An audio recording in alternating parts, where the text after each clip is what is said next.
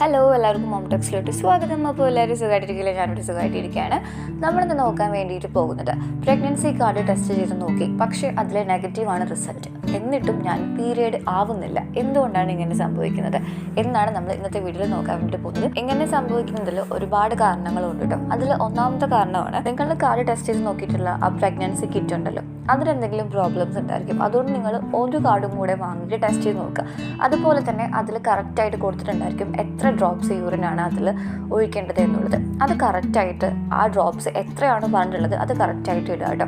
എന്നിട്ട് വെയിറ്റ് ചെയ്യുക. അപ്പോൾ എന്തായാലും നിങ്ങൾക്ക് കറക്റ്റായിട്ടുള്ള റിസൾട്ട് കിട്ടും. കുറച്ച് നേരം വെയിറ്റ് ചെയ്യുക കേട്ടോ. അല്ലാണ്ട് നോക്കിയിട്ട് വന്നിട്ടില്ല എന്ന് വെച്ചിട്ട് അപ്പോൾ തന്നെ കളയാണ്ടിരിക്കുക. അതുപോലെ തന്നെ നിങ്ങൾക്ക് അമിതമായിട്ടുള്ള ടെൻഷനുള്ള ആൾക്കാരാണെന്നുണ്ടെങ്കിൽ ആ ഒരു പീരിയഡ് ഒരുപാട് ലേറ്റ് ആവാനുള്ള ചാൻസ് വളരെ കൂടുതലാണ്. നിങ്ങൾക്ക് പ്രഗ്നൻസി ആലോചിച്ചിട്ട് ഈ മാസം ഞാൻ പ്രഗ്നൻ്റ് ആകില്ലേ എന്ന് ആലോചിച്ച് ടെൻഷൻ കൂട്ടിക്കഴിഞ്ഞാൽ സ്ട്രെസ് ഹോർമോൺ റിലീസ് ആവുന്നത് കൂടെ തന്നെ നമ്മുടെ പീരിയഡ് ഒരുപാട് ലേറ്റ് ആവാനുള്ള ചാൻസും ഉണ്ട്. അടുത്തതാണ് നിങ്ങൾ കാർഡ് ടെസ്റ്റ് ചെയ്യുന്ന സമയത്ത് വെള്ളം കുടിക്കാണ്ടിരിക്കുക. ചിലവർക്ക് രാവിലെ എണീറ്റ പാടിന് വെള്ളം കുടിക്കുന്ന ഒരു ശീലമുണ്ട്. ഈ ഒരു ശീലം ഒഴിവാക്കുക. നിങ്ങൾ ഒന്നും കഴിക്കാൻ പറ്റില്ല, ഒരു ഗ്ലാസ് വെള്ളം പോലും കുടിക്കാൻ പാടില്ല. എന്നിട്ട് നിങ്ങൾ ടെസ്റ്റ് ചെയ്ത് നോക്കുക. അപ്പോൾ നിങ്ങൾക്ക് എന്തായാലും റിസൾട്ട് കിട്ടും. ചിലവർ വെള്ളം കുടിച്ചിട്ടായിരിക്കും, ഞാൻ ഭക്ഷണം കഴിച്ചില്ല ഒരു ഗ്ലാസ് വെള്ളം കുടിച്ചെന്ന് വെച്ചിട്ട് ഒന്നും ആവില്ല എന്ന് വെച്ചിട്ട് ഒരു ഗ്ലാസ് വെള്ളം കുടിച്ചിട്ടായിരിക്കും ചിലപ്പോൾ നിങ്ങൾ ആ കാർഡ് ടെസ്റ്റ് ചെയ്തത്. വെള്ളം കുടിച്ച് കഴിഞ്ഞാൽ നമ്മൾ ഏർലി മോർണിംഗിൽ ഉണ്ടാകുന്ന യൂറിനിലെ HCG അളവ് കുറയാനുള്ള ചാൻസ് ഉണ്ട്. അതുകൊണ്ടാണ് നിങ്ങളുടെ ഫസ്റ്റ് വരുന്ന യൂറിനിൽ തന്നെ ടെസ്റ്റ് ചെയ്ത് നോക്കണമെന്ന് പറയുന്നത്. ഇനി നിങ്ങൾക്ക് എക്ടോപിക് പ്രഗ്നൻസി ആണെന്നുണ്ടെങ്കിലും HCG വാല്യൂ ഉണ്ടാക്കുന്നത് വഴുകാനുള്ള ചാൻസ് ഉണ്ട്. നിങ്ങൾക്ക് വയറുവേദന ഉണ്ടെങ്കിൽ എന്തായാലും ഒന്ന് ഡോക്ടറെ കാണിക്കുക കേട്ടോ. ഇനി അതുമല്ലാന്നുണ്ടെങ്കിൽ നിങ്ങളുടെ പ്രഗ്നൻസി അവിടെ സക്സസ് ആയിട്ട് ഉണ്ടായിരിക്കുള്ളൂ. അപ്പോൾ അതിനാവശ്യമായിട്ടുള്ള HCG വാല്യൂ നിങ്ങളുടെ ബോഡിയിൽ എത്തിയിട്ടുണ്ടായിരിക്കില്ല. അതുകൊണ്ടായിരിക്കും നിങ്ങളുടെ പീരിയഡ് ഒരുപാട് ലേറ്റ് ആവുന്നതും പ്രഗ്നൻസി ടെസ്റ്റ് നെഗറ്റീവായിട്ട് കാണിക്കുന്നതും. ഇതും ഒരു കാരണമാകാം.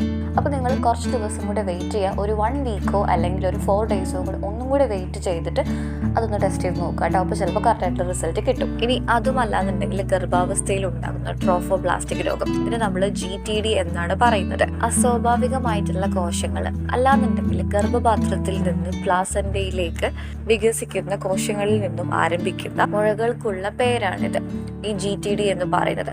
പക്ഷെ ഇത് പ്രഗ്നൻസിയിലോ അല്ലെങ്കിൽ പ്രഗ്നൻസിക്ക് ശേഷമോ ഇത് കാണാറുണ്ട്.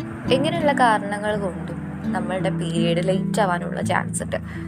ഇനി നിങ്ങൾക്ക് തൈറോയ്ഡ് ഉണ്ടെന്നുണ്ടെങ്കിലും ഇതുപോലെ പീരിയഡ് ഒരുപാട് ലേറ്റ് ആവാനുള്ള ചാൻസ് വളരെ കൂടുതലാണ്. നിങ്ങൾക്ക് 2 മാസമായിട്ട് 3 മാസമായിട്ടൊക്കെ ഇതേ അവസ്ഥയാണെന്നുണ്ടെങ്കിൽ എന്തായാലും ഒന്ന് ഡോക്ടറെ കാണിക്കാം. ഇനി അതുമല്ലാന്നുണ്ടെങ്കിൽ നമ്മുടെ ശരീരത്തിൽ ഒരുപാട് പ്രൊലാക്റ്റിൻ്റെ അളവ് നന്നായിട്ട് കൂടുതലാണെന്നുണ്ടെങ്കിൽ നമ്മൾക്ക് ഇങ്ങനെ സംഭവിക്കാം.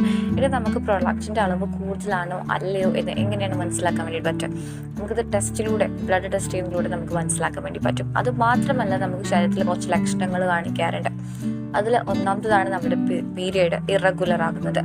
അതുപോലെ തന്നെ നമ്മുടെ വജൈന നന്നായിട്ട് ഡ്രൈ ആകുന്നത്. ഇത് മാത്രമല്ല നമ്മുടെ പല്ലുകളുണ്ടല്ലോ നന്നായിട്ട് കനം കുറയുക, അതുപോലെ തന്നെ അതിൻ്റെ ബലം നഷ്ടപ്പെട്ടു പോവുക. അതുപോലെ തന്നെ ഇടയ്ക്കിടയ്ക്ക് നമ്മുടെ ബ്രസ്റ്റിൽ നിന്നും ഒരു വൈറ്റ് കളറിലെ ഡിസ്ചാർജ് വരികയാണെന്നുണ്ടെങ്കിൽ ഇതൊക്കെ പ്രൊലാക്റ്റിൻ്റെ അളവ് നമ്മുടെ ശരീരത്തിൽ കൂടുതലായതുകൊണ്ടാണ് ഇങ്ങനെ സംഭവിക്കുന്നത്. അപ്പോൾ നിങ്ങൾക്ക് ഇങ്ങനെ പറയുന്ന അവസ്ഥകളൊക്കെ ഉണ്ടെങ്കിൽ ഒന്ന് ആ ടെസ്റ്റ് ഒന്ന് നടത്തുക, ഒന്ന് ഡോക്ടറെ കാണിക്കുക കേട്ടോ. നിങ്ങൾ ഒരുപാട് മെഡിസിൻസ് എടുക്കുന്ന ആൾക്കാരാണെന്നുണ്ടെങ്കിൽ, കീമോതെറാപ്പി മെഡിസിൻസ് എടുക്കുന്ന ആൾക്കാരാണെന്നുണ്ടെങ്കിൽ, അല്ലെങ്കിൽ തൈറോയിഡിൻ്റെ മെഡിസിൻസ് എടുക്കുന്ന ആൾക്കാരാണെന്നുണ്ടെങ്കിൽ, ഒരുപാട് മെഡിസിൻ്റെ ഉപയോഗം കൂടുന്നതുകൊണ്ട് തന്നെ നിങ്ങളുടെ പീരിയഡ് മിസ്സാവാനുള്ള ചാൻസ് വളരെ കൂടുതലാണ്. ഇനി ഇതൊന്നും അല്ലെങ്കിൽ നമ്മുടെ ഗർഭാശയത്തിൽ എന്തെങ്കിലും സിസ്റ്റുകളോ അല്ലെങ്കിൽ നമുക്ക് PCOD അല്ലെങ്കിൽ PCOS പോലെയുള്ള അസുഖങ്ങളുള്ള ആൾക്കാരാണെന്നുണ്ടെങ്കിലൊക്കെ അവരുടെ പീരിയഡ് മിസ്സാകാനുള്ള ചാൻസ് വളരെ കൂടുതലാണ്. അല്ലെങ്കിൽ നിങ്ങൾ ഡെയിലി വർക്കൗട്ട് ചെയ്യുന്നവരാണെന്നുണ്ടെങ്കിൽ, അമിതമായിട്ടുള്ള വർക്കൗട്ട് ചെയ്യുന്ന ആൾക്കാർക്ക് ഇതുപോലെ പീരിയഡ് മിസ്സാവാനുള്ള ചാൻസ് ഉണ്ട്.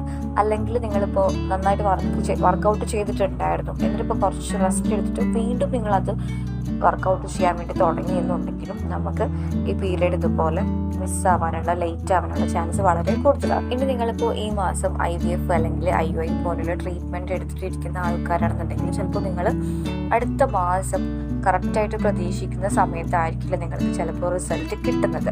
ഇതും ഒരു കാരണമാകാറുണ്ട്. കുറച്ചും കൂടി വെയിറ്റ് ചെയ്യുക, എന്നിട്ട് ഒന്നും കൂടി ടെസ്റ്റ് ചെയ്ത് നോക്കുക കേട്ടോ. 3-4 ആഴ്ചയായിട്ട് നിങ്ങൾ പീരിയഡ് ആകുന്നില്ല എന്നുണ്ടെങ്കിൽ എന്തായാലും ഒന്ന് ഡോക്ടറെ കാണിക്കുക. എന്തുകൊണ്ടാണ് പീരിയഡ് ആവാത്തതെന്ന് ചെക്ക് ചെയ്ത് നോക്കുക കേട്ടോ.